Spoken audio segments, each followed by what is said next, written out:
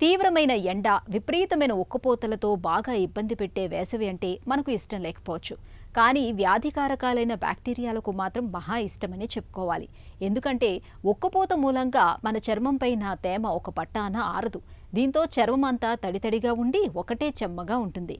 ఇలాంటి వాతావరణంలో చర్మం పైన ఉండే బ్యాక్టీరియా తేలికగా లోపలికి చేరిపోతూ ఉంటుంది. అలా చర్మం లోపలకు చేరిన బ్యాక్టీరియా మూలంగా మన చర్మంపై అక్కడక్కడ సెగ్గడ్డలు పుట్టుకొస్తూ ఉంటాయి. తీవ్రమైన నొప్పితో వేధించే సెగ్గడ్డల విషయంలో ఏం చెయ్యాలో, ఎలాంటి జాగ్రత్తలు తీసుకోవాలో ఇప్పుడు తెలుసుకుందాం.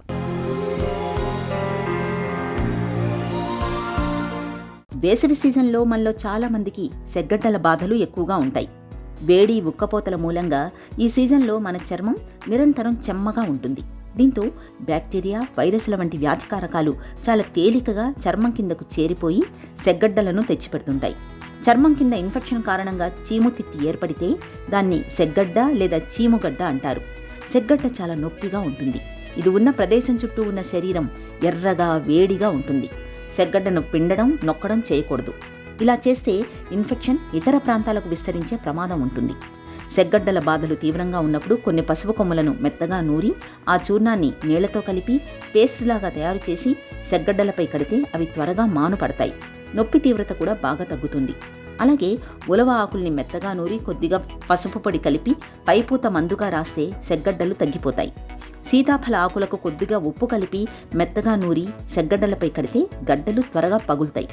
సెగ్గడ్డల తీవ్రత బాగా ఎక్కువగా ఉన్నప్పుడు ఒక మగ్గులో గోరువెచ్చటి నీళ్లు తీసుకుని అందులో బెటాడిన్ లోషన్ని వేయండి.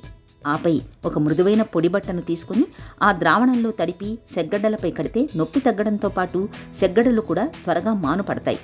నువ్వుల్ని మెత్తగా నూరి ఆ చూర్ణానికి కొద్దిగా తేనె కలిపి ఆపై బాగా ఉడికించి సెగ్గడ్డలపై పట్టులాగా వేసిన మంచి ఫలితం ఉంటుంది.